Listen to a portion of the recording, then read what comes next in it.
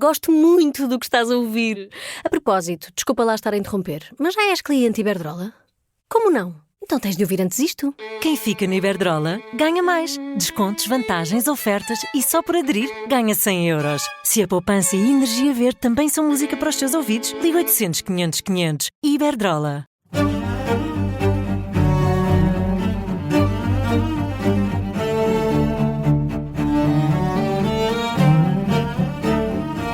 Este é o Querido Líder, o podcast da Rádio Observador dedicado à liderança. Este é o primeiro episódio da segunda temporada e que saudades já tínhamos dos nossos queridos líderes, Jorge Medeiros, consultor, e Milton Sousa, professor na nova SBE, os nossos especialistas residentes com muita experiência na formação de executivos. Eu estou de tal maneira emocionado com o regresso que até estou constipado por causa disso. Até me constipei com a excitação de voltar ao Querido Líder. Nesta segunda temporada vamos ter uma novidade. Criámos um e-mail para os nossos ouvintes poderem fazer perguntas, partilhar reflexões. É muito fácil, queridolíder@observador.pt, e já vou explicar como vai funcionar. Os nossos episódios abrem, como sempre, com sim chefe, não chefe. Analisamos a performance de um líder e o eleito deste primeiro episódio da segunda temporada é Mário Centeno, o ex-governador do Banco de Portugal. E, como sempre, também temos um tema central. Neste episódio vamos falar de bem-estar mental e físico. Eu sou Ricardo Conceição e este é o Querido Líder. Bem-vindos, Jorge Medeiros e Milton Sousa. Que saudades! Ricardo, é verdade. Isto foram férias grandes à antiga. É, mesmo férias daquelas, exatamente, da infância, de 3 meses. Daquelas sem de 3 fazer nada, meses, e sabia. Era bom. Sabia tão bem. O Milton Sousa é consultor e professor na nova SBE. O Jorge Medeiros também dá aulas e é consultor nesta área de formação de executivos. Vamos ao nosso primeiro segmento, o Sim Chefe, Não Chefe. O escolhido é Mário Centeno, ex-ministro das Finanças e ex-governador do Banco de Portugal, protagonista de episódios de alguma tensão ou desconforto na hora da saída.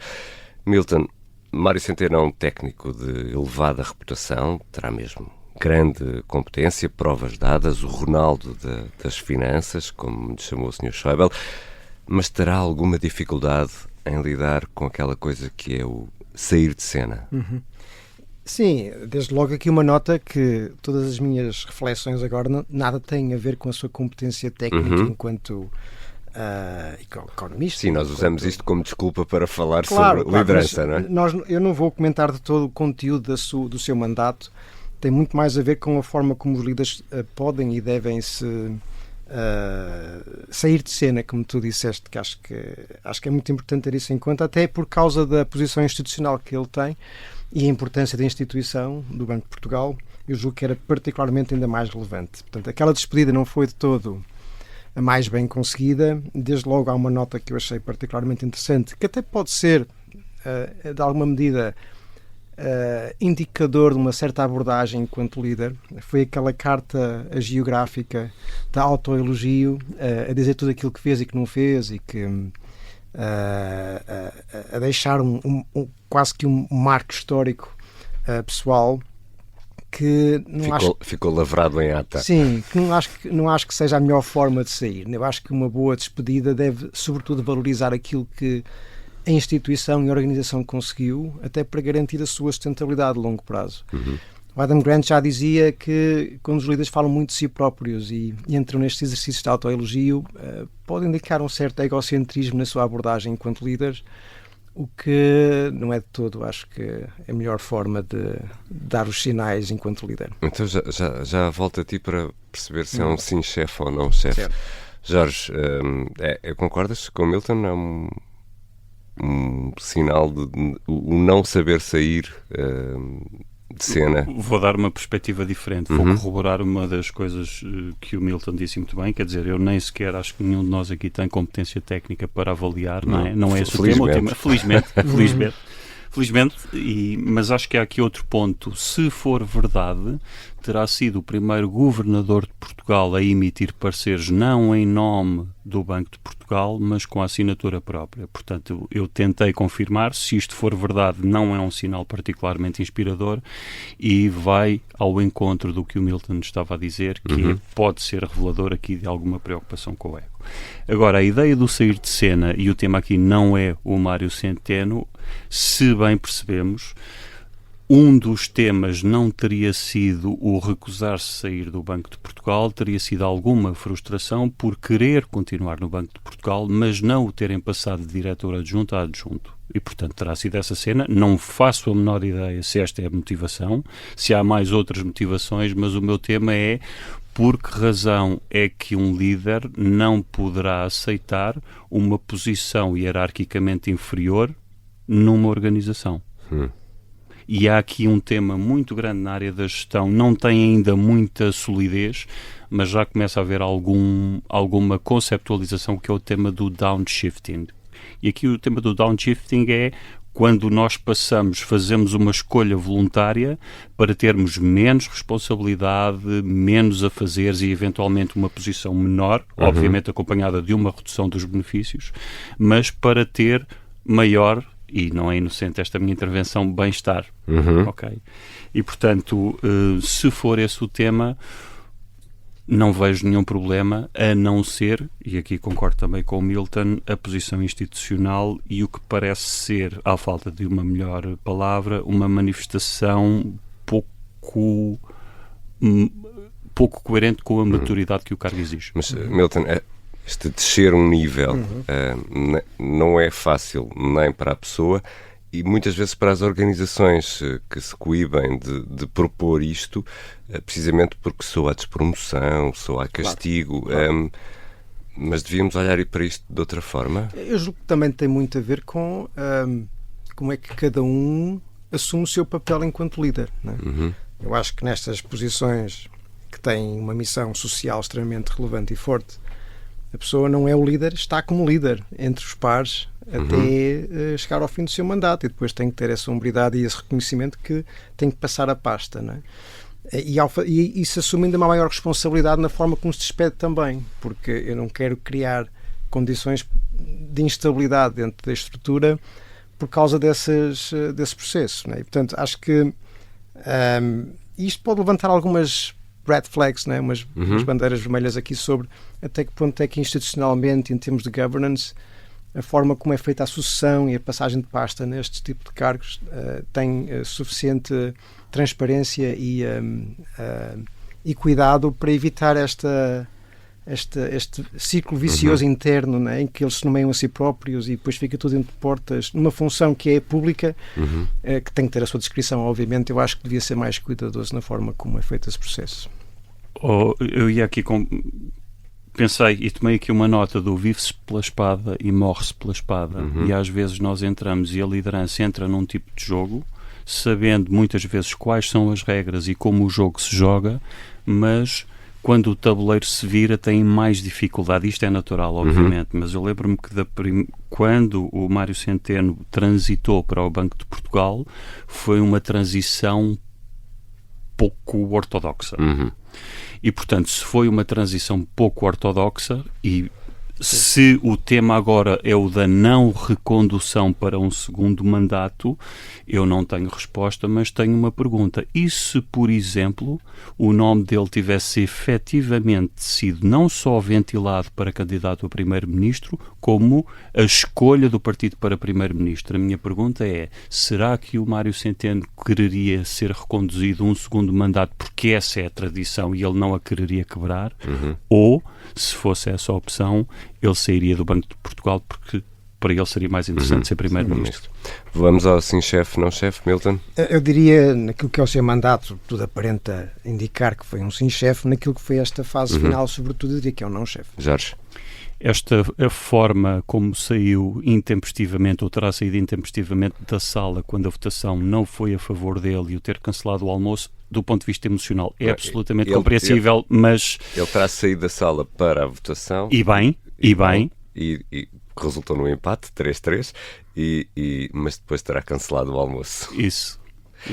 Está feita a análise desta semana. Para a semana será outro o protagonista. E nesta nova temporada temos uma novidade das boas, um endereço de e-mail, queridolíder@observador.pt. Queremos muito que nos envie mensagens com perguntas, reflexões, sugestões, críticas. Estamos aqui disponíveis para todos, que depois vamos usar nos nossos episódios. Fica já uma nota. Vamos privilegiar mensagens de voz para que possamos ouvir os nossos ouvintes no Querido Líder. 30 segundos a 1 minuto, mais do que isso não, por favor, porque temos sempre os minutos contados, mas queremos mesmo receber mensagens dos nossos ouvintes. Aqui fica outra vez o endereço de mail, é mesmo fácil, queridolíder@observador.pt. É gravar no telemóvel e enviar. E não esquecer do nome, para darmos um nome à pessoa que vamos ouvir aqui no Querido Líder. Agora está na hora do tema central desta semana. E neste episódio vamos falar sobre bem-estar mental e físico. E, Jorge Medeiros, regressamos aqui à antiguidade clássica, mente sã, corpo são. Segundo a perspectiva romana, esta máxima insere-se mais numa lógica de vida regida pela virtude do que pelo Instagram. Portanto, temos aqui... Estás a excluir a hipótese do Instagram se transformar numa fonte de virtude. Estou claramente. Aquilo, aliás, é um repositório, um catálogo de virtude. De virtudes. Sim, íamos mais atrás, não é? Vamos à Grécia, à antiguidade clássica. E aqui eu vou fazer aqui uma incursão pela psicologia positiva. A psicologia positiva não tem o nome mais feliz do mundo porque quase funciona por contraponto à psicologia negativa, portanto não é o caso, mas a ideia é dar aqui uma estruturação da forma de olhar para o que vulgarmente designamos felicidade. E a felicidade é um termo demasiadamente genérico e, portanto, do ponto de vista psicológico temos de olhar com mais pormenor, mas vale a pena fazer aqui 3 categorizações. Não temos tempo de forma nenhuma para ir em profundidade, mas é a forma como olhamos para o nosso passado. O nosso passado é uma fonte de felicidade ou uma fonte de stress, e até que ponto é que não vale a pena revisitar e ressignificar, com todas as distorções inerentes de interpretação, de memória, etc. Portanto, pode ser também uma fonte de felicidade.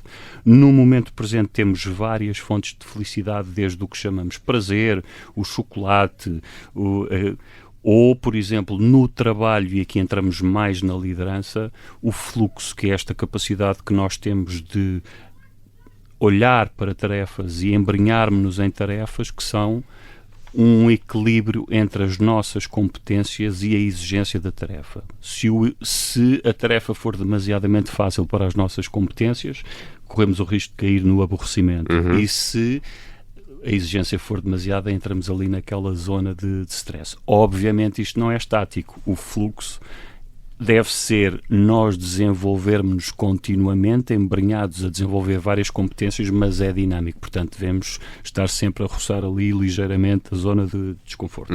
E, finalmente, para ir ao teu ponto, gostaste deste review? Sim. Curto, eu sabia que tu ias chegar lá. Vou terminar agora. Falamos da eudaimonia, que é este conceito de felicidade enquanto prática das virtudes, e obviamente aqui há uma componente moral, há uma componente de serviço ao outro e, portanto, como é que nós estamos a fazer isto? Esta é mais uma orientação para o futuro. Poderíamos casar aqui o pessimismo e o otimismo, etc. Fica para segundas núpcias. Milton, e precisamos de saber parar para cultivar para a cultura do espírito e física, para ter espaço para exercitar corpo e mente, para procurar esse bem-estar? Sim, sem dúvida. E até porque os estudos assim aparentemente indicam que quanto melhor estamos mentalmente, fisicamente, emocionalmente, maior é a nossa capacidade de discernimento, clareza de pensamento, e é muito difícil nós conseguirmos criar equipas de alto desempenho se não estivermos nós próprios no nosso melhor. Aquela velha máxima popular de que quando estamos no avião também temos primeiro que pôr a máscara e depois é que pomos a máscara nos nossos filhos. Não é? Exato. Se eu não conseguir ajudar, de facto, não vou conseguir ter equipas de... Se eu não estiver ao meu melhor, não vou conseguir ajudar os outros também. Mas só para mostrar aqui alguns indicadores que eu acho que são interessantes e, de certa forma, preocupantes. Há um estudo regular de Gallup, todos os anos, que faz uma avaliação do estado da força de trabalho a nível global, e eles fazem uma análise daquilo que é o nível de engagement, ou em português do Brasil, o engajamento da força de trabalho. Engajamento é maravilhoso. Engajamento é. Eu gosto. Portanto, este engajamento, infelizmente, não está, anda pelas ruas da amargura.